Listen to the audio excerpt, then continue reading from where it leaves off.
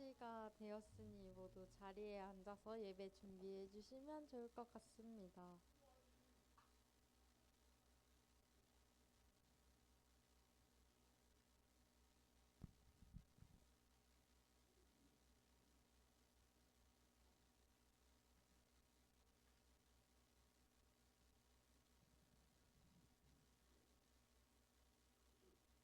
네, 안녕하세요.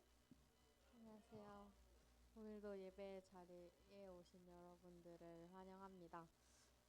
저희가 계속 사도신경을 설교를 듣고 있잖아요. 그래서 이번 주도 사실 사도신경을 좀 생각을 해봤고, 또 계속 사도신경 흐름대로 가고 있으니 좀 뭔가 생각을 해봤는데, 본디오 빌라도에게 고난을 받으사까지가 지난주 내용이었고, 그리고 그 다음 장을 좀 그 다음 구절을 생각해 봤을 때 십자가에 못 박혀 죽으시고 그 네 부분이 어 우리를 죽기까지 사랑하신 예수님을 좀 생각하면서 콘티를 좀 짜봤는데요.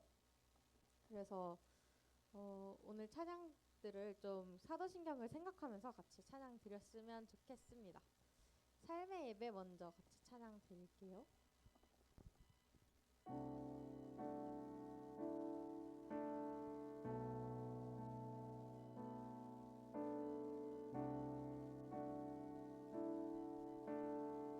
보여지는 예배 아닌 마음으로 드리는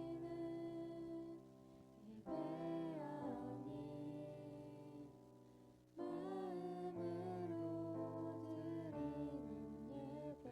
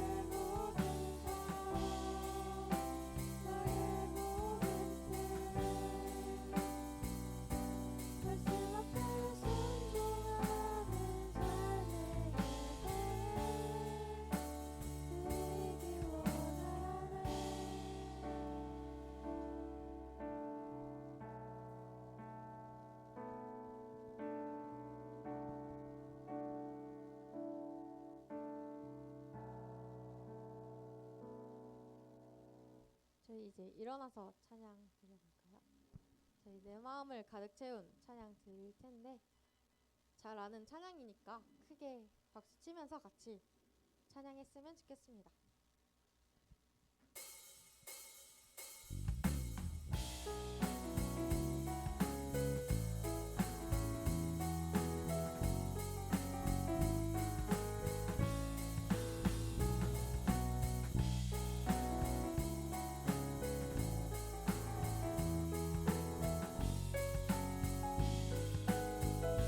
내 마음을 가득 채운 내 마음을 가득 채운 주여 난 찬양과 사랑 어떻게 표현할 수 있나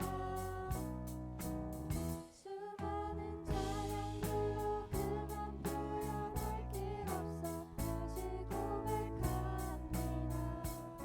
내 마음을 가득 채운 내 마음을 가득 주야 주여 난 찬양과 사랑 어떻게 표현할 수 있나 수많은 찬양들로 수많은 찬양들로 그만 표현할 길 없어 다시 고백합니다 그 사랑이요 주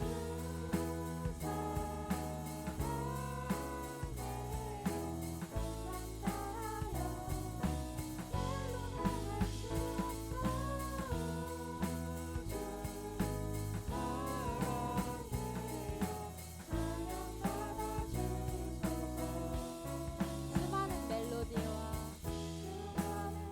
찬양들을 드렸으면 다시 고백하기 원하는 주님은 나의 사랑 주님은 나의 사랑 삶의 중심 되시오 주를 찬양합니다 주 사랑이요 주 사랑해요 온맘 다하여 말로 다 할 수 없어 주 사랑해요 찬양받아 주소서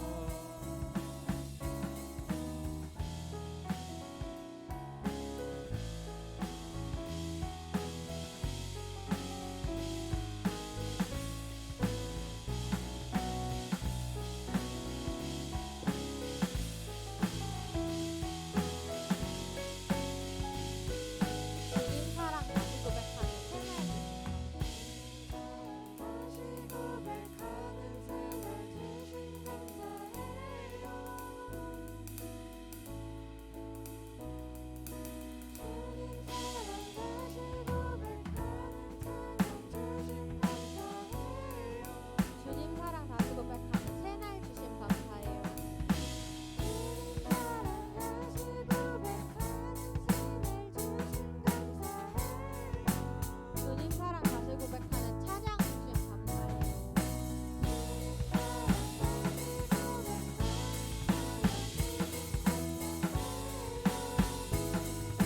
주 사랑해요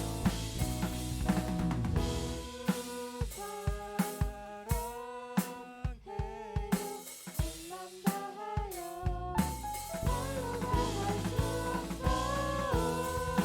주 사랑해요 찬양 받아 주소서 주 사랑해요 주 사랑해요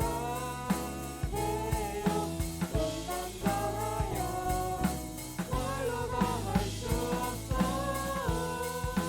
주 사랑해요 찬양 받아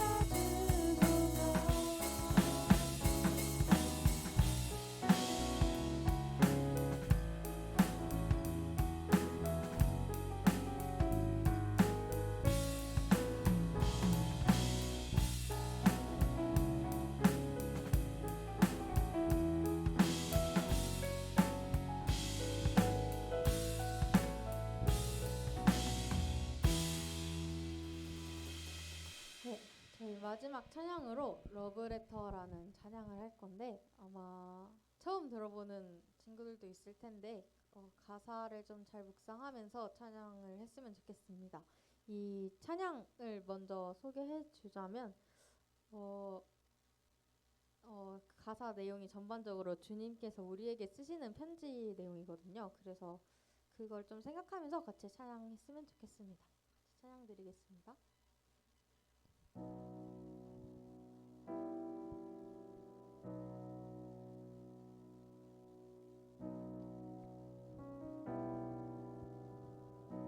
안심하라. 안심하라 내가 날 사랑한다 두려워 말아라 내가 다 알고 있다 외로워 말아라 내가 함께한다 너의 생각보다 그보다 널 사랑한다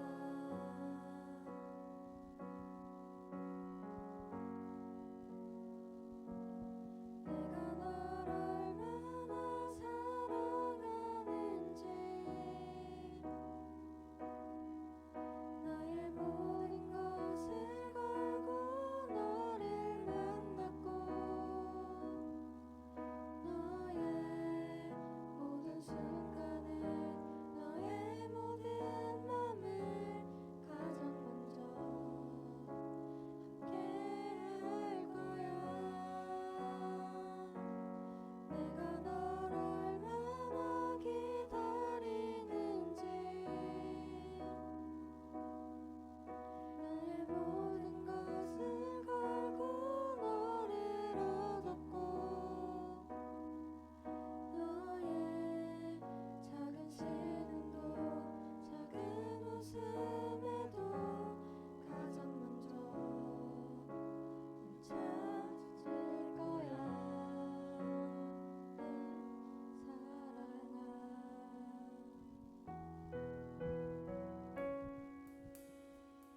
다시 찬양 드릴 때 가사 내용 같이 잘 묵상하면서 찬양 드렸으면 좋겠습니다. 안심하라. 안심하라 내가 널 사랑한다 두려워 말아라 내가 다 알고 있다 외로워 말아라 내가 함께한다 너의 생각보다 그보다 널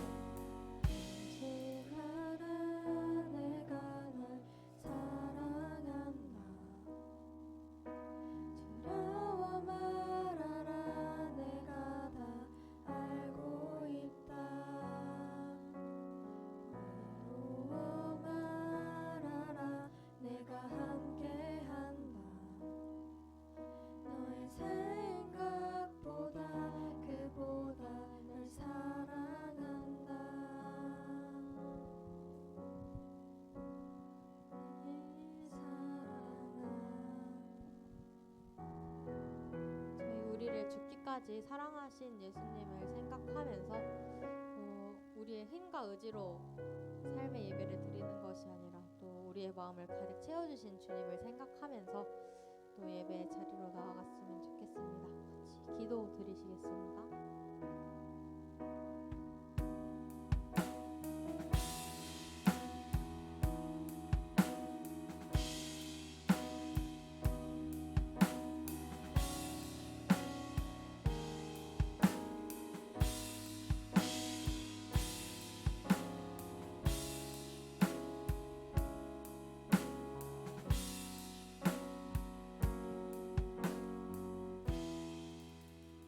예수님의 이름으로 기도드립니다. 아멘. 다 함께 사도신경으로 우리의 신앙을 고백하겠습니다. 전능하사 천지를 만드신 하나님 아버지를 내가 믿사오며 그 외아들 우리 주 예수 그리스도를 믿사오니 이는 성령으로 잉태하사 동정녀 마리아에게 나시고 본디오 빌라도에게 고난을 받으사 십자가에 못 박혀 죽으시고 장사한 지 사흘 만에 죽은 자 가운데서 다시 살아나시며 하늘에 오르사 전능하신 하나님 우편에 앉아 계시다가 저리로서 산자와 죽은 자를 심판하러 오시리라. 성령을 믿사오며 거룩한 공예와 성도가 서로 교통하는 것과 죄를 사하여 주시는 것과 몸이 다시 사는 것과 영원히 사는 것을 믿사옵나이다. 아멘. 교동문 59번 시편 136편입니다.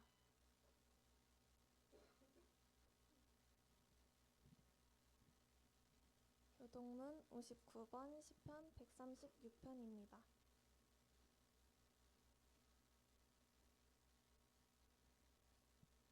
여호와께 감사하라. 그는 선하시며 그 인자하심이 영원함이로다.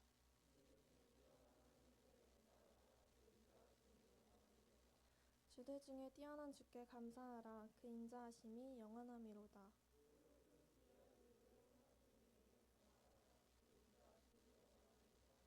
지혜로 하늘을 지으신 이에게 감사하라. 그 인자하심이 영원함이로다.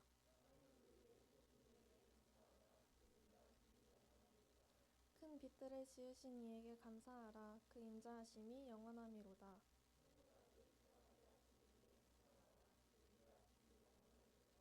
달과 별들로 밤을 주관하게 하신 이에게 감사하라. 그 인자하심이 영원함이로다.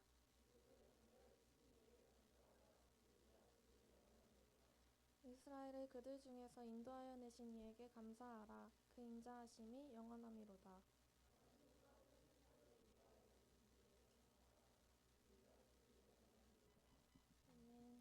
이 시간 박가은 학생이 나와서 기도하겠습니다.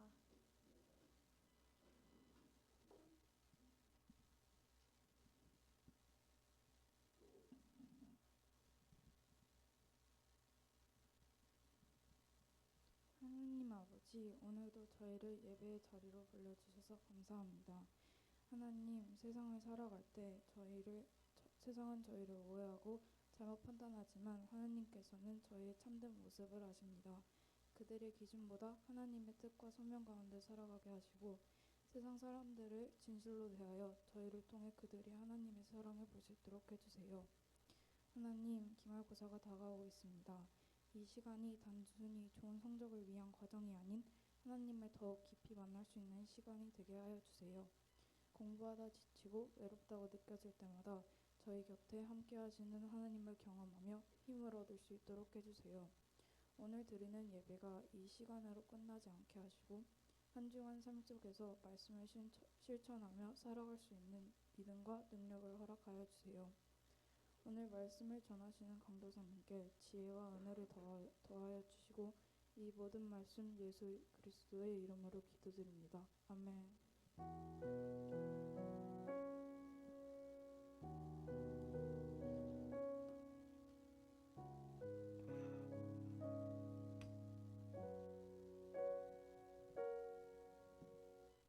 네, 여러분 저희 다 함께 일어나셔서 요한복음 19장 30절 한 절만 같이 읽을게요. 요한복음 19장. 오늘은 성경이 좀 앞으로 이제 성경이 계속 필요해서 뭐 핸드폰으로 보시거나 뭐 비치해 두시면 좋을 것 같아요. 요한복음 19장 30절. 요한복음 19장 30절 말씀입니다.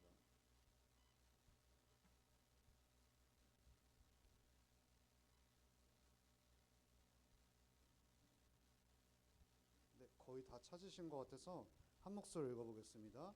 예수께서 신 포도주를 받으신 후에 이르시되 다 이루었다 하시고 머리를 숙이니 영혼이 떠나가시니라.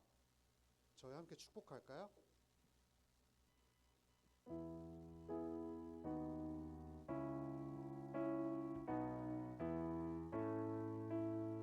하나님의 사랑이 하나님의 사랑이 당신의 삶 가운데 가득하기를 축복합니다. 하나님의 은혜가 우리가 저희 한 번만 더 해볼게요. 하나님의 사랑이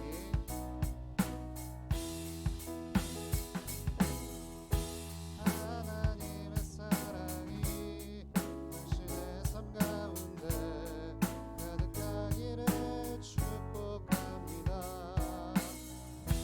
하나님의 은혜가 우리 가운데 가득하게 기도합니다. 네, 여러분 앉아주시면 됩니다. 저희가 지난 시간에 우리 사도신경 보고 있는데 본디오 빌라도 아래에서 고난받으셨다 이런 표현을 좀 살펴보았습니다. 그래서 본디오 빌라도가 그 유대 지역을 다스리던 그 해에 예수님께서 실제로 고통당하셨다 그 내용이었고요. 그리고 사도신경을 계속 보면서 흐르는 하나의 원리가 있는데 뭐냐면 하나님께서는 강함의 방식으로 세상을 뒤엎으신 것이 아니라 약함의 방식, 약함의 전능함이라는 너무나도 놀라운 강함 속에서 모든 것을 이뤄내셨다. 이게 포인트입니다. 그래서 오늘은 본디오 빌라도에게 고난받으사 그 다음에 뭘까요? 십자가에서 못 박혀 죽으사 이런 이 내용 십자가에서 죽으셨다. 우리 너무 잘 아는 내용인데 과연 잘 알까? 좀 이거 좀 우리 생각해 보려고 합니다. 사실 라몬교회를 오래 다니신 분들이라면 오늘 주제를 보면서 뭐야 십자가는 거의 매주 얘기하잖아. 매주 십자가에 대해서 얘기를 안 한 주가 있냐? 이렇게 생각하기 쉬워요. 또 특별히 저랑 뭐 거의 2년 정도 함께 하면서 마지막 클리셰가 십자가잖아요. 그러니까 너무 당연하죠. 매주 십자가에 대해서 이야기하지만 오늘 좀 종합적으로 십자가에 대해서 설명을 해보려고 합니다. 예수 그리스도는 왜 십자가에 못 박혀 죽으셨고 그가 하신 일이 무엇인가가 오늘의 주제입니다. 우리가 읽은 본문을 보면 예수님께서 하신 말씀 중에 세 부분이 있습니다. 하나는 내가 목마르다입니다. 목마르다. 또 하나는 오늘 주제인 다 이루었다입니다. 그리고 마지막 하나는 보라 내 어머니라 이 말씀이거든요. 여기서 마지막은 그냥 보라 내 어머니 이렇게만 끝나기 좀 아쉽고요. 그 여자여 보소서 아들이니다 보라 내 어머니라 이렇게 풀었을 수가 있습니다. 이 두 개를 이제 하나로 본 건데요. 그래서 크게 세 개를 오늘 살펴보고 마무리하려고 합니다. 이 모든 말씀들은 예수님께서 십자가 위에서 하신 말씀입니다. 이게 무슨 말이냐? 십자가에서 달리실 때 하신 말씀이란 거죠. 극심한 고통과 괴로움 가운데서 짧게 한마디 웅얼거리던 혹은 절규하듯 내뱉으신 말씀이라고 할 수 있습니다. 이런 말씀이 성경, 그러니까 우리가 여러분 예수님께서 십자가에 달린 내용들이 복음서에 등장하잖아요. 그래서 다 종합해 보면 7개의 말씀이라고도 표현을 해요. 그래서 흔히 가상칠언, 즉 여러분 가가 뭐죠?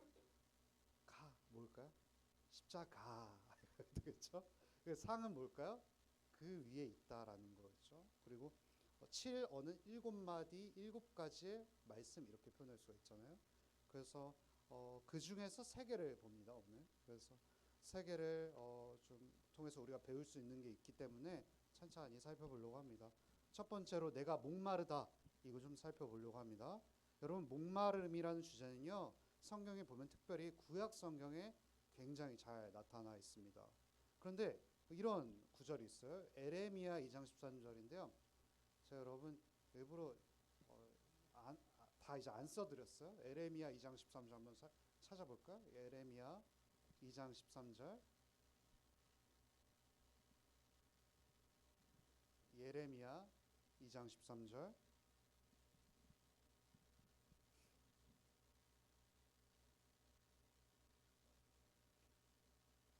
예레미야 2장 13절. 예레미야 구약에 있죠? 한번 제가 같이 한번 읽어볼까요? 내 백성이 두 가지 악을 행하였나니 곧 그들이 생수에 근원되는 나를 버린 것과 스스로 웅덩이를 판 것인데 그것은 이게 무슨 말이냐면요. 간단히 얘기하면 너희들은 나 말고 다른 곳에서 계속해서 물을 찾느라 물을 얻지 못하고 오히려 목마르는구나 이렇게 말하는 거예요. 여기서 원래 누구에게 목마름을 해소해야 될까요? 하나님이겠죠. 근데 자꾸 이스라엘 백성들이 다른 우상을 섬기니까 하나님께서 야, 너 거기 아니야 이렇게 표현하신 거예요. 나한테 와야 돼. 여러분 우리가 목마름에 대해서 좀 깊이 생각을 해봤으면 좋겠어요. 예수님께서 십자가에 달리셨을 때 안 아프셨을까요? 굉장히 고통스러우셨겠죠. 그분이요 가시 면류관을 머리에 쓰고 있었어요. 그걸 뭘 의미하나요? 여러분 머리가 굉장히 아팠겠죠. 여러분 타이레놀 먹으면 나을까요? 안 낫겠죠? 네, 뭐 별로 웃지도 않으시네요. 그럼 대부분의 학자들이요 그 가시가 뇌를 찔렀을 거라고 거의 확신을 해요. 여러분 우리 뭐 그냥 생일 때 쓰는 생일모 아닙니다. 가시가 학자들이 굉장히 의견이 분분한데요. 저는 거의 7cm로 봅니다. 여러분 7cm 별거 아닌 것 같죠? 이거 한번 푹 눌렀으면 거의 여러분 엄청 머리 아픕니다. 그래서 학자들마다 조금 다른 의견이 있긴 하지만 예수님이요 아마 거의 실명 상태라고 봐요. 왜냐면 어떠냐면 이 7cm의 가시가요 두개골을 관통하고요. 두개골을 관통하면 뭐가 건드릴까요? 시신경을 건드리겠죠. 그럼 눈이 자연스럽게 보이지가 않아요. 그래서 아마 확신컨대 예수님께서 십자가 위에서 눈이 안 보이셨을 거예요. 장님이 되신 거죠. 또 여러분 그분이 십자가에 못 박히시기 전에 어떤 일을 경험하셨을까요? 채찍질을 경험하셨는데 여러분 여기 채찍이요 그냥 뭐 회초리 수준 아닙니다. 채찍에 굉장히 그 따가운 것들이 많이 못 박혀 있어서요. 이때 당시에 채찍질을 이렇게 한번 촥 하면 다시 이렇게 이렇게 촥 하면 어때요? 다시 돌려야죠. 근데 이때 살이 떨어졌대요. 나아가 정확히 말하면 손에 못이 박힌 게 아니라요. 손목에 못이 박힌 거예요. 그러다 보니까 손목에 못이 박히기 때문에 그 손과 팔이 굉장히 힘들었을 것이죠. 게다가 예수님이요 숨을 쉬지 못했을 거예요. 보통 십자가에서 죽는 사람들이요 의학적 사인이 질식사예요. 질식사. 숨을 못 쉬어서. 십자가에 달리면요 쇼크가 너무 심하게 옵니다. 그래서 숨을 거의 쉬지 못하게 돼요. 그래서 발끝이 있잖아요. 십자가에 이렇게 달리면 발끝을 조금 들어야 숨을 쉴 수가 있었어요. 왜냐면 공간을 확보하려고. 그렇죠? 흉통의 공간을 확보하려고. 숨을 쉬다 보면요. 쉬기 위해서 발끝을 대면 등이 어떨까요? 거친 십자가. 여러분 십자가가 맨들맨들하지 않아요. 굉장히 거치거든요. 그래서 등이 나무에 긁혀요. 그러면 더 고통스럽겠죠. 그리고 못이 좀 더 깊이 박히게 돼요. 움직이니까. 그러다 보니까 이제 너무 아파서 어떠냐면 다시 내려오게 돼요. 그럼 또 숨이 막히겠죠. 그럼 다시 올라갑니다. 이걸 예수님께서 계속해서 반복하셨던 거예요. 그러니까 엄청 고통스러웠겠죠. 그 과정 중에서 예수님께서 나는 숨이 막힌다. 난 내 머리가 너무 아프다. 혹은 나 등이 너무 아프다고 말씀하시지 않으셨어요. 그 모든 것들이 훨씬 더 고통스럽게 분명함에도 불구하고 한마디를 하셨습니다. 뭘까요? 내가 목마르다 이렇게 표현하셨을 거예요. 그럼 왜 그럴까요? 이것은 당연히 그분이 타는 듯한 갈증에 시달리기 때문에 그런 말을 하셨던 것이기도 하고요. 하지만 여기에 훨씬 더 영적이고 은유적인 많은 의미를 담고 있기 때문에 그래요. 여러분 인간이 탈수로 죽으면요 어떤 현상이 일어나는지 조금 제가 설명해 드릴게요. 그거 알고 계세요? 여러분들의 몸에 60%가 뭘까요? 물이에요. 물. 특히 뇌와 심장에는 몇 퍼센트가 물일까요? 75%가 물이래요. 그리고 여러분들 뼈 있잖아요. 뼈에 물이 있겠어 싶잖아요. 근데 뼈도 31%가 물이래요. 그러니까 여러분 우리 몸은 사실상 물이라고 해도 과언이 아니죠. 그만큼 수분을 많이 가지고 있는 존재가 인간인데요. 그런 상황 속에서 체내 수분이 1에서 2% 정도가 부족하면 갈증이 있고 두통이 생깁니다. 그래서 여러분 음료 중에 뭐가 있죠? 정말 아이저 2% 부족할 때 있잖아요. 정말 갈증을 느끼는 거죠. 그래서 두통이 생겨요. 그리고 신경 이상이 생깁니다. 그러니까 이제 괴롭겠죠. 여러분들이 그때 물을 충분히 마셔줘야 합니다. 근데 1에서 2%만 부족해도 그런데 5%가 부족하게 되잖아요. 어떻게 될까요? 혼수 상태에 이릅니다. 정신을 못 차린다는 거죠. 그리고 그때부터 땀 배출이 멈추기 시작합니다. 그러니까 몸에 있는 수분을 어쨌든 보존을 해야 되니까 땀을 절대로 바깥으로 배출을 안 하려고 하는 거예요. 그러니까 물이 그러니까 뭐라고 하죠? 물이 이제 감소되는 걸 막기 위해서 알아서 인체에서 땀을 못 흘리게 하는 것이 바로 지금 설명인 것입니다. 여러분, 몸에 수분을 가둬놓고 배출이 안 되니까 뭐가 올라갈까요? 체온이 급격하게 올라가기 시작합니다. 그러면 어떤 현상이 느끼냐면 타는 듯한 갈증을 느끼기 시작한다고 합니다. 이는 체온이 진짜로 올라가기 때문에 그렇게 느껴지는 것이죠. 그래서 체온이 서서히 올라가다 보면 올라가다 7%가 이제 물이 부족하잖아요. 그럼 무슨 일이 일어나면 장기가 손상되고 체온은 급격하게 계속해서 올라가게 됩니다. 그리고 여러분 12%가 물이 부족하잖아요. 그럼 체온은 극도로 상승하고 장기가 손상돼서 죽습니다. 무슨 말이냐면 목이 말라 이러면서 죽는 게 아니에요. 오히려 나는 너무 불타오르는 것 같아. 이렇게 그 현상이라는 거죠. 그 여러분 12% 정도 되면 목말라 이런 말 안 해요. 으아 진짜 타서 죽어버리겠다 이런 말 한다는 거예요. 그러니까 예수님께서 내가 목마르다라고 표현한 게 이상하다라는 거예요. 제가 그거 말하려고 지금 이거 설명을 드린 거예요. 여러분 온몸이 불타오른다고 하면 보통 뭐가 생각나나요? 여러분 그 성경에서 불타오르는 거 하면 뭐가 생각나요? 네? 지옥이 생각나지 않아요? 여러분 지옥 하면요 머릿속으로 가장 떠오르는 가장 직관적인 이미지가 뭐죠? 불이에요. 불. 실제로 여러분 마태복음 18장에서 예수님께서 지옥을 이렇게 비유하시는데요. 그럼 마태복음 18장 9절 제가 찾아드릴게요. 만일 내 눈이 너를 범죄하게 하거든 빼어내 버리라. 두 눈을 가지고 지옥불에 던져지는 것보다 한 눈으로 영생에 들어가는 것이 내게 나으니라. 여러분 지옥을 뭘로 묘사해요? 불로 묘사하죠. 불. 지옥을 불로 묘사하는 것은요 단순히 지옥이라는 공간이 여러분 진짜 지옥에 불타고 있어서 불로 묘사하는 걸까요? 모르죠. 우리 지옥 안 가봤으니까. 근데 성경은요 공간적으로 불타오르고 한 줄만 아닙니다. 여러분 그렇기 때문에 여러분 지옥을 불로 묘사한 게 아니에요. 이거 은유예요. 은유. 비유라고 그러죠. 왜냐면 실제로 성경은요 지옥을 불로 묘사하기도 하지만요 더 뭘로 많이 묘사하냐면 바깥 어두운 곳 이렇게 묘사를 많이 해요. 여러분 그런 의미로 제가 한 구절은 좀 찾아봐야 될 것 같아요. 마태복음 8장 12절입니다. 마태복음 8장 12절. 여러분 지금 그렇게 어렵지 않죠? 그렇죠? 저 성경 얘기 거의 안 하고 과학 얘기만 했어요.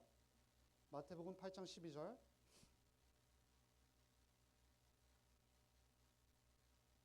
어떻게 펼쳐보셨으면 한 목소리 읽어보겠습니다. 준비 시작. 그 나라에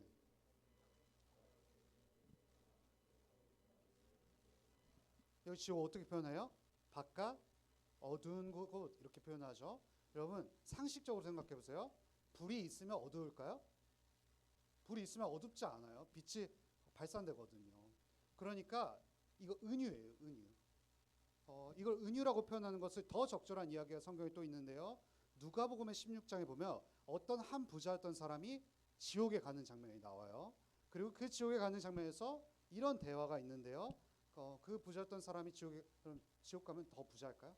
지옥 가도 부자일까요? 부자 아니죠. 더 이상 부자가 아닌데요.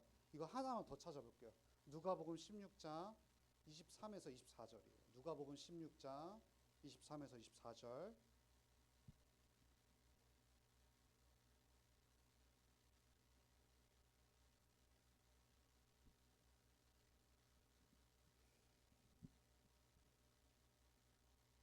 네, 한번 같이 읽어볼게요. 준비 시작. 저가 음부에서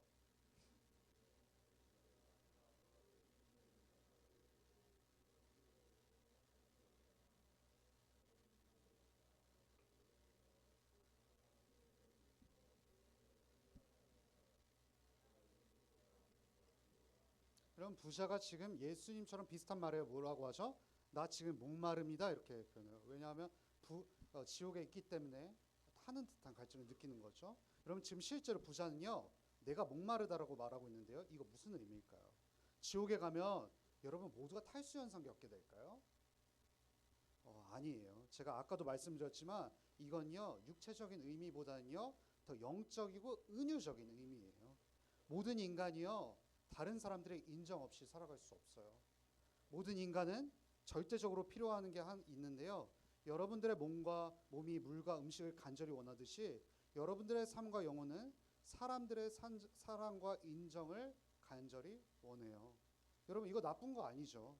여러분들은 사랑을 위해서 만들어진 존재이기 때문에 그래요.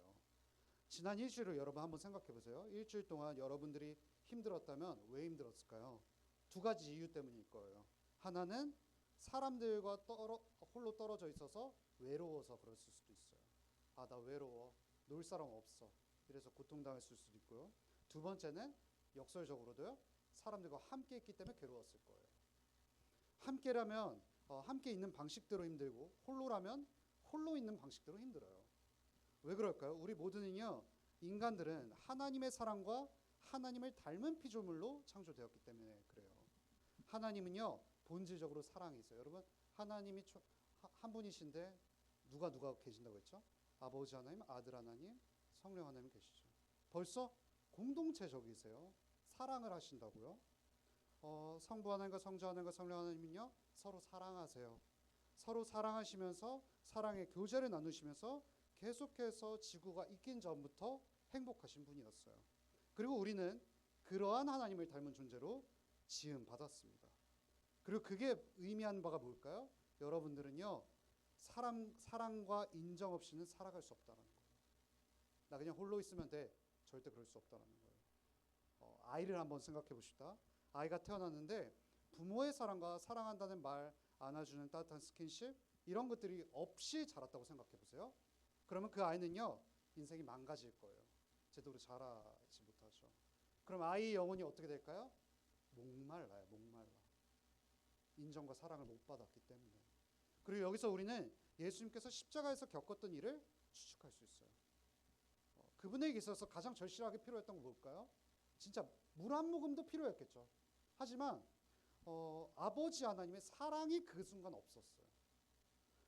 그분이 겟세마네 동산으로 이제 진입하기 시작하면서부터 그분이 하나님께 기도해도 하나님께서 예수님께 더 이상 응답하지 않으셨어요. 뭐가 없는 걸까요? 아버지 하나님의 사랑이 부재한 거죠. 여러분들이 십자가 직전에 예수님께서 겟세마네 동산에서 기도했던 부분을 보면 세 번이나 간청했던 게 있어요. 그거 제가 읽어드릴게요. 마태복음 26장 39절. 조금 나아가사 얼굴을 땅에 대시고 엎드려 기도하여 이르시되 내 아버지여 만일 할만하시거든 뭘까요? 이 잔을 내게서 지나가게 하옵소서. 그러나 나의 원대로 마옵시고 아버지의 원대로 마옵소서 하시고.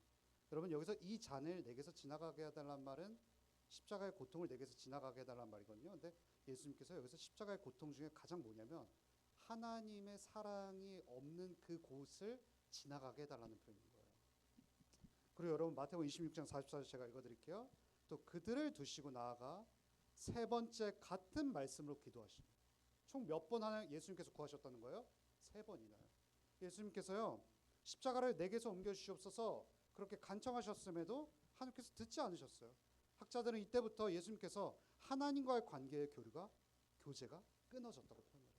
잠깐이긴 하지만. 그분은 하나님의 사랑 없이 살아갈 수 없는 분이었어요. 그리고 십자가에서 이윽고 하나님의 저주와 진노와 버림을 받았어요. 그래서 예수님께서 십자가에서 다음과 같이 말씀하세요. 제가 설교 시간에 늘 자주 하는 클리셰인데요. 읽어드릴게요. 마태복음 27장 46절. 제 9시쯤에 예수께서 크게 소리질러 이르시되 엘리 엘리 라마 사박다니 하시니 이는 곧 나의 하나님 나의 하나님 어찌하여 나를 버리셨나이까. 어찌하여 나에게 그 사랑을 거두하셨나이까. 왜 나와 교제하지 않으셨나이까. 이렇게 하나님께서 절규하듯이 외치시는 거죠. 그때 그분은 온몸에 있는 수분이 빠져나가서 탈수 현상이 일어나가지고 온몸이 불타는 경험을 하신 것 이상의 고통이 무엇이었냐면 하나님의 사랑과 하나님의 인정이 완전히 사라진 심각한 영적 탈수 현상을 경험하신 거예요. 그것은 당연히 십자가로 인한 육체적 탈수 현상도 포함됐지만 영혼의 탈수 현상을 겪게 된 겁니다. 그걸 가리켜 우리는 지옥과 같은 고통이라고 말합니다. 여러분, 그분은 지옥에 계셨어요. 여러분, 여기서 제가 공간적으로 지옥이란 공간에 계셨다는 말이 아니에요. 사도신경에 보면요, 그분이 지옥에 내려가셨다라는 표현이 나와요. 우리 한글 번역본으로 안 나오는데 이 고대 사도신경에서 나오거든요. 그런데 이 사람들이 이 말을 오해하는 게 뭐냐면요, 예수님께서 실제로 지옥이라는 공간으로 가신 건가 이렇게 착각을 해요. 근데 많은 학자들이 그런 거 아니라고 말을 해요. 무슨 말일까요? 지옥이요, 공간이 중요한 게 아니에요. 하나님의 사랑이 완전히 사라졌다는 게 중요한 거예요. 여러분, 지옥에 아 뜨거워 지옥 이것 때문에 두려운 걸까요? 하나님의 사랑이 없기 때문에 무서운 거예요. 하나님의 사랑이 완전히 사라지고 하나님의 진노만이 남는 공간이 바로 지옥이라는 거죠. 예수님께서 진짜 지옥으로 가셨다는 의미가 뭐냐면요, 지옥과 같은 하나님의 진노와 저주 속에서 온몸이 불타고 있었던 거예요. 그렇기 때문에 그분의 삶과 십자가상에서 제일 고통스러운 건요, 머리를 찌르는 가시멜로건의 고통도 아니고 끔찍하고 괴로운 못이 박힌 상처 자국도 아니고 숨이 막히는 것도 아니었어요. 아버지의 사랑을 잃어버리는 것이 가장 큰 고통이었다는 거죠. 그것이 그분의 모든 것, 즉 육체와 영혼을 다 목마르게 만들었어요. 그리고 불타오르는 불 한가운데서 어마어마한 고통을 겪는 것처럼 느끼게 만들었던 거죠. 즉 그분은 진짜 지옥에 계셨어요. 우리 모두는요, 사람들의 사랑을 원해요. 근데 사람들의 사랑만으로 만족할 수 없어요. 사람들은 오직 하나님께로부터 오는 사랑과 공급 그리고 무한한 인정을 통해서만 진정으로 해결할 수 있어요. 그리고 그것을 얻지 못하는 사람들은요, 그 해결을 다른 곳에서 계속 찾아요. 내 남자친구가 나를 사랑해 주는 것, 대학을 좋은 곳 가서 인정받는 것, 직장을 좋은 곳 가서 나의 모든 것을 채우려 하는 것, 이거 다 나쁜 건 아니거든요. 근데 그게 다 나를 해결시켜 줄 거라고 생각하면 우리는 이렇게 표현할 수밖에 없어요. 목마르다. 목이 마르다고 해서 바다에서 계속해서 바닷물을 마시는 것과 같아요. 여러분, 목이 말라서 바닷물 마시면 어떠죠? 더 갈증 느껴요. 여러분, 하나 가지잖아요? 더 큰 거 가지고 싶어요. 여러분들이 사람들의 인정과 직업이 주는 인정 그리고 수많은 것들을 갈구하고 찾는다 하더라도 계속 목마를 거예요. 왜냐하면 저와 여러분은 하나님의 사랑으로 말미암아 만족할 수 있는 존재로 지음받았기 때문이죠. 그리고 우리가 마땅히 받아야 하는 지옥의 형벌, 즉 하나님으로부터 끊어져야 하는 형벌을 예수님께서 우리 대신 받으셨어요. 그게 내가 목마르다는 말의 진짜 의미인 거죠. 여러분, 두 번째인데요. 두 번째부터는 짧게 다룹니다. 두 번째 뭐죠? 다 이루었다. 두 번째는 그분이 우리가 마땅히 살아야 할 삶을 대신 사셨다는 것, 그거 좀 살펴보겠습니다. 여러분, 요한복음 19장 30절 좀 한번 같이 읽어볼까요? 요한복음 19장 30절입니다. 30절.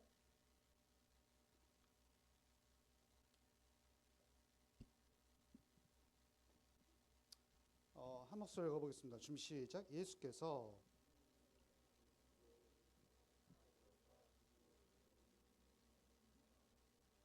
여러분, 여기 다 이루었다 이거 하면 우리나라는 두 단어잖아요. 근데 이거 원래 성경에 기록된 그리스어로는요, 한 단어예요. 이거 혹시 아는 친구 있어요? 이거 아는 친구 있을 텐데. 테텔레스타이라고 합니다. 이 단어가요, 고대에 영수증에서 흔히 발견되는 단어였어요. 예를 들어서 내가 이제 주원이한테 빚을 진 거예요. 그러면 그거를 1년 혹은 2년 동안 이자를 어떻게 해가지고 상환하겠다고 하고 이제 다 갚아요. 그리고 다 갚으면 뭐가 이제 우리에게 주어질까요? 영수증이 주어지겠죠. 근데 영수증에 우리가 지금 사인을 하잖아요. 이때 고대 그리스 당시에는 어떤 글자를 썼냐면 테텔레스타이를 썼어요. 즉 다 갚았다라는 의미예요. 예수님께서 십자가에서 우리를 위해서 하신 일은요, 우리가 마땅히 받아야 되는 벌, 즉 지옥의 형벌과 죄의 값을 받은 것 이상이었어요. 그분은 우리가 마땅히 살아야 하는 삶을 우리 대신 사셨어요. 여러분, 누가 천국에 갈 수 있을까요? 예수님께서 마태복음 7장에 천국에 갈 수 있는 조건을 하나 말해줬어요. 마태복음 7장 21절 제가 읽어드릴게요. 잘 들어보세요. 나더러 주여 주여 하는 자마다 천국에 다 들어갈 것이 아니요 다만 하늘에 계신 내 아버지의 뜻대로 행하는 자라 들어가려. 여러분, 여기서 누가 천국에 들어간대요? 아버지의 뜻대로 행하는 자가 천국에 들어간대요. 즉 하나님의 말씀을 다 지켜야 천국에 들어갈 수 있대요. 여기 중에 하나님의 말씀 다 지킬 수 있는 사람이 있나요? 없죠. 누구도 완벽한 삶을 살지 않았죠. 여러분 그러면 우리 모두 다 천국에 가면 안 돼요. 그건 천국을 더럽히는 짓이죠. 여러분 바꿔서 말하면요, 저 여러분들은 모두가 천국에 합당하지 않아요. 완벽은커녕 5%도 말씀을 잘 지키지 못하거든요. 그럼 우리 모두는 그런 사람들이면 누가 천국에 갈 수 있을까요? 예수님께서 이렇게 말씀하십니다. 예수님께서 한 선한 행동들, 즉 하나님의 말씀과 율법을 완벽하게 다 지킨 것들, 그거 모두 우리에게 조건 없이 그냥 공짜로 다 주었다고 합니다. 즉 빚을 우리 대신 다 갚으셨어요. 죄에 대한 형벌 예수님께서 그냥 다 갚으셨다라는 거예요. 테텔레스타이, 예수님께서 십자가의 마지막에서 하신 말씀 다 이루었다는 말은 내가 너 대신 빚을 다 갚았다는 말입니다.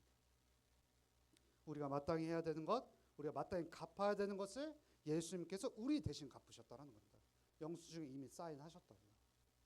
이건 두 가지를 말해주는데요. 첫 번째로는 여러분들이 이미 괜찮다고 선언되었고 앞으로도 계속해서 괜찮은 존재로 변화될 것이라는 것입니다.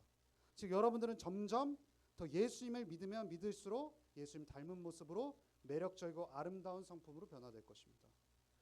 점점 더 의로운 일을 하게 됩니다. 그리고 결국 나중에 여러분들이 세상 떠날 때요, 하나님의 품에 안겨서 완벽하게 죄 없는 상태를 즐기고 누리게 될 것을 의미합니다.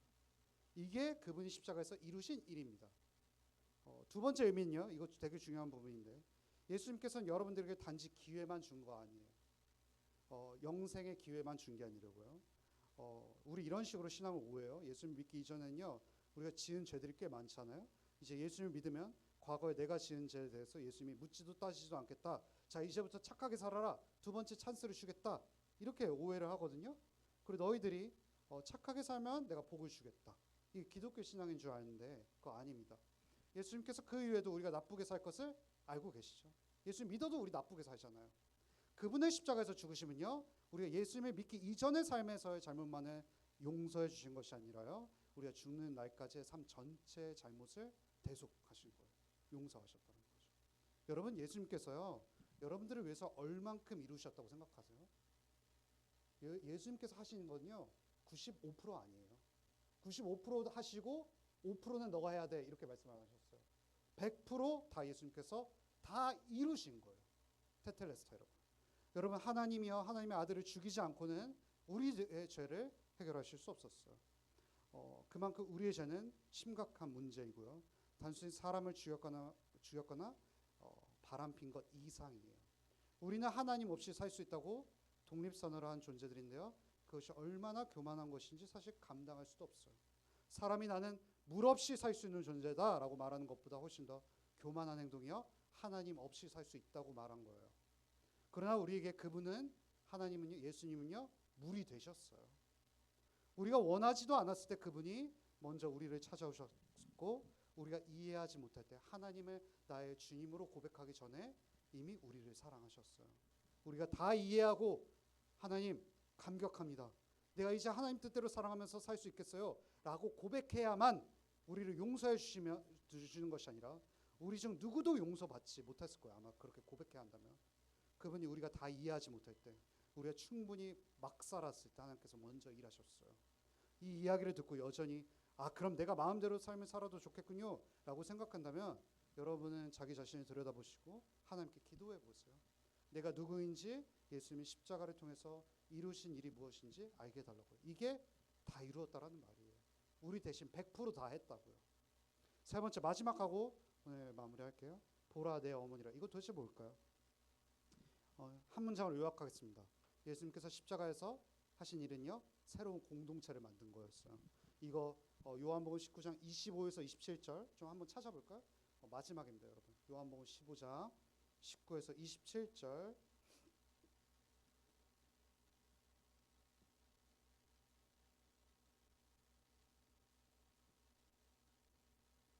요한복음 19장 25에서 27절.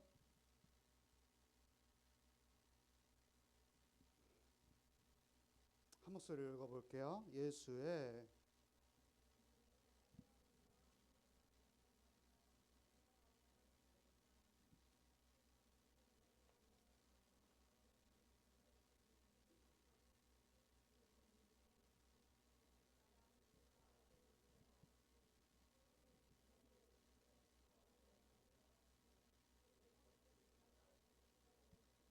친구들 잘 생각해 보세요. 여기서 예수님께서 십자가에서 마지막 순간을 지금 경험하고 계신 거잖아요. 그리고 지금 옆에 누가 있어요?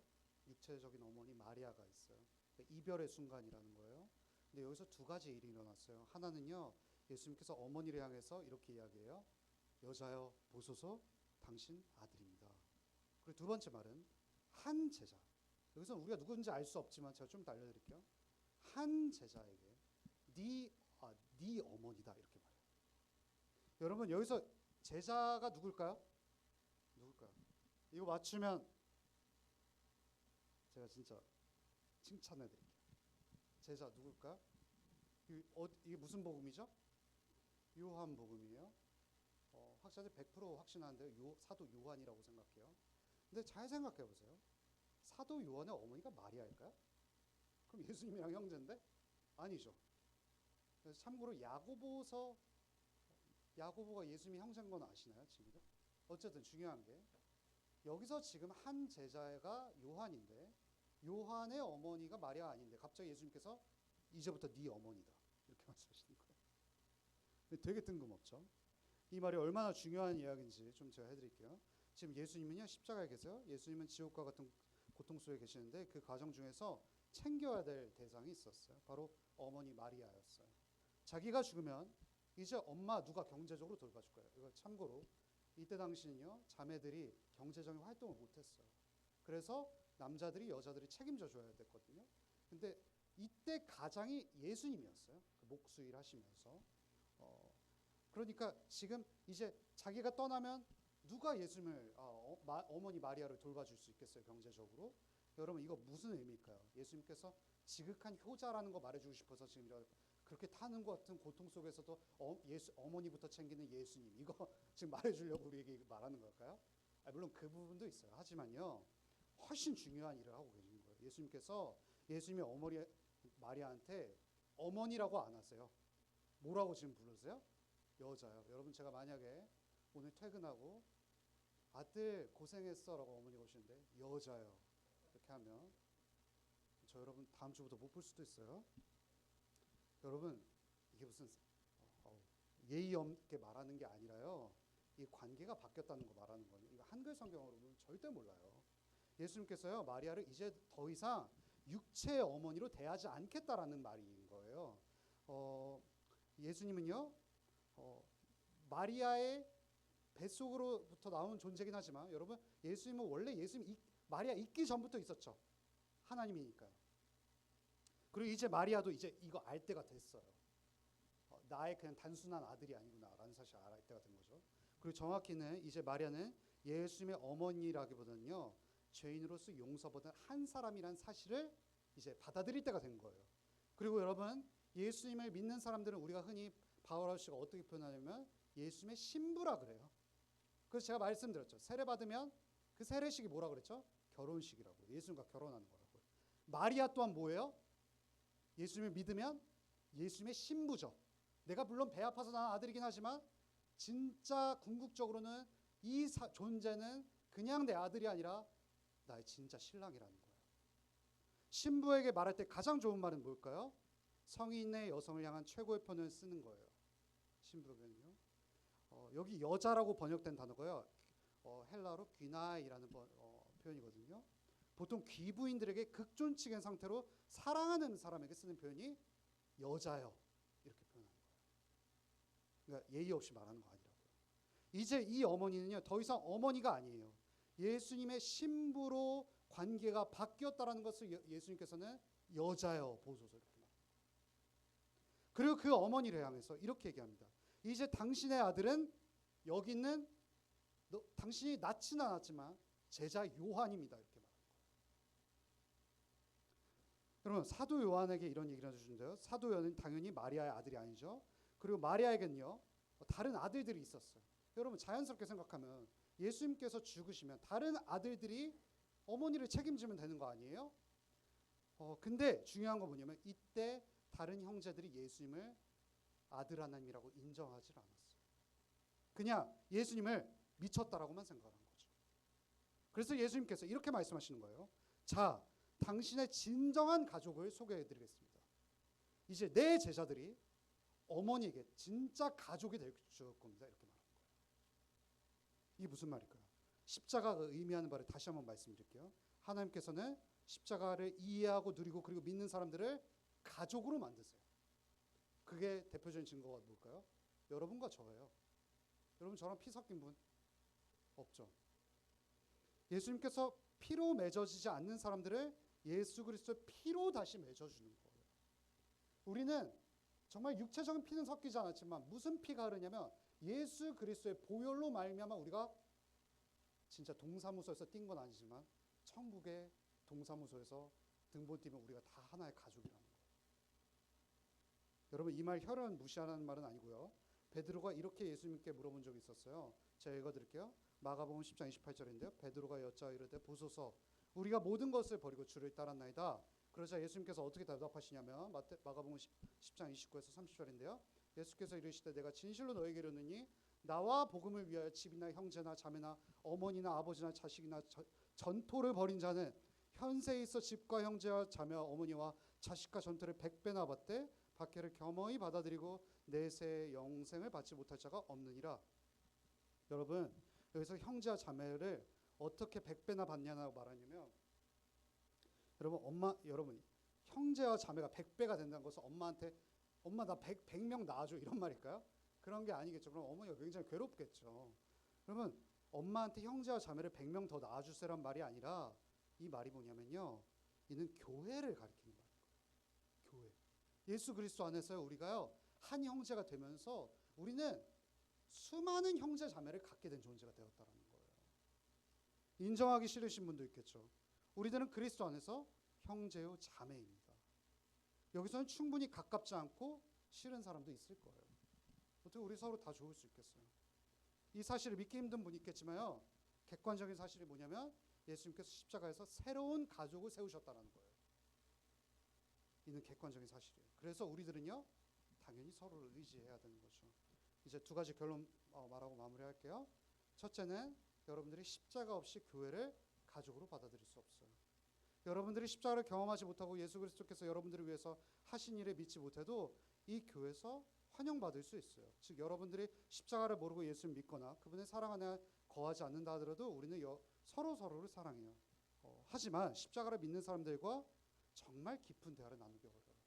그 십자가의 사랑을 아는 사람만이 서로가 진짜 깊은 대화를 나눌 수 있어요. 여기 교회 와가지고 뭐 이런저런 얘기하고 여기 재미있는 것 같긴 한데 그리고 끝나면 맛있는 것도 사주고 좀 이익이 되는 것 같긴 한데 영 깊이 뭔가 포함되는 것 같지는 않아. 느껴지진 않아. 진짜 들어온 것 같지 않아. 왜 그럴까요? 십자가의 사랑 몰라서 그래요. 여러분 복음을 믿으십시오. 복음을 받아들이시면요. 진짜 가족과의 대화보다 더 깊은 대화를 누릴 수가 있어요. 또 하나는 뭘까요? 여러분들은요. 교회 없이 십자가만 받아들일 수도 없어요. 예컨대 여러분 이렇게 생각할 수 있죠. 나 십자가 믿어요. 나 예수님이 나를 위해서 행하신 일 다 믿어요. 근데 교회는 귀찮아요. 왜 굳이 한 주에 이 시간을 떼어들여서 우리 서로 모여야 될까요? 아니요. 예수님께서 그걸 위해서 십자가에 그 고통스러운 상을 써서 보라 내 어머니라 여자야 보소서 아들이나 이런 말을 하신 게 아니에요. 교회는요. 그분의 십자가 사역에 있어서 가장 중심이었어요. 여기 계신 분들 중에서 공동체에 깊이 들어와 있지 않고 예배만 참석하시는 친구들도 있을 거예요. 그런 여러분들을 강제로 교회에 끌어들이려고 할 마음은 전혀 없습니다. 하지만 여러분들이 교회로 깊이 들어가지 않는다면 십자가를 이해할 수 없을 거예요. 그리고 사람들과 더불어서 대화를 나누시고 여기 있는 사람들과 친구가 되어갈 때 이상하게 진짜 우리가 십자가를 이해하는 지름길로 나아갈 수 있다는 거죠. 여러분 오늘 우리가 세 가지 말씀 살펴보았는데요. 예수님께서 다 이루셨습니다. 다 이루셨고 우리에게 자신을 주셨습니다. 자신을 주는 게 전부죠. 그리고 중요한 것은 무엇이냐면 십자가에서 고통을 참으신 목적은 뭐냐면 저와 여러분을 얻기 위해서 교회를 얻기 위해서 다 이루셨다라는 겁니다. 이 사실을 붙잡는 여러분 되기를 간절히 소망합니다. 제가 기도하고 오늘 기도하겠습니다. 하나님 아버지 감사합니다. 오늘 저희가 이 십자가 위에서 하신 세 가지 말씀을 살펴보았습니다. 십자가의 참된 의미를 깨닫고 교회와 더 가까워지는 우리 모두가 될 수 있도록 인도하시옵소서. 이 모든 말씀 예수님의 이름으로 간절히 기도합니다. 하면 저희 봉헌하겠습니다.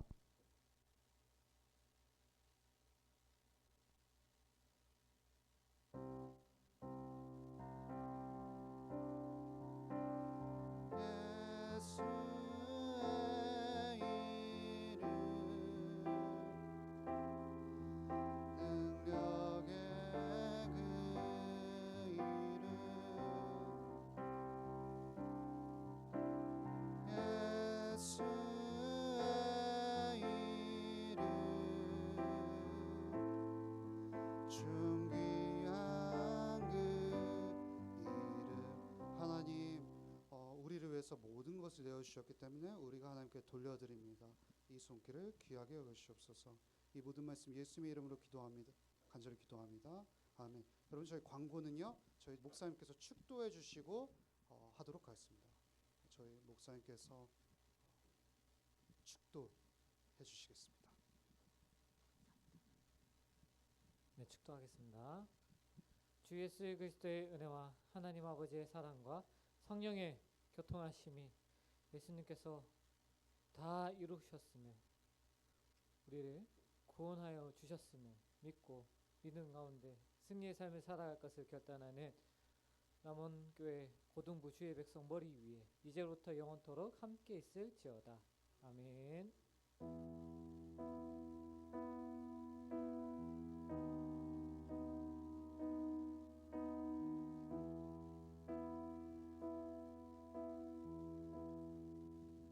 저희 광고하고 이제 반별 모임하겠습니다. 저희 고민하지만 지난주에 마무리한 거 아시죠? 그렇죠? 하반기에 또 하도록 하겠습니다. 그리고 오늘 저희 기수 선생님이 못 오셨죠? 그렇죠? 그래서 기수 선생님 반은 오늘 희경 선생님과 함께 하고요. 그리고 은영 선생님 반은 지난번처럼 나건 선생님과 합반하면 되겠습니다.